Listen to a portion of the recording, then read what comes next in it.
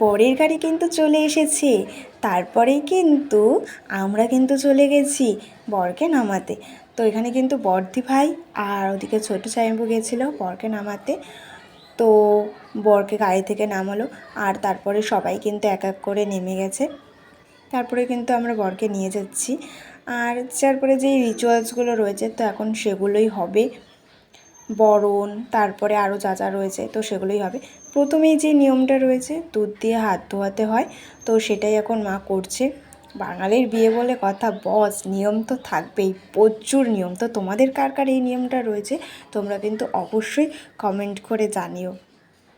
তো এদিকে প্রায় হয়ে গেছে হাত ধোয়ানো। তোমরা ভিডিওটা স্কিপ না করে পুরো ভিডিওটা দেখতে থাকো, যতটা পারছি তোমাদের সাথে শেয়ার করার চেষ্টা করছি। তো ভিডিওটা দেখতে থাকো। হাত মুছিয়ে দিয়েছে আর তারপরে কিন্তু মিষ্টি মুখ করিয়ে দিল জামাইবাবুকে।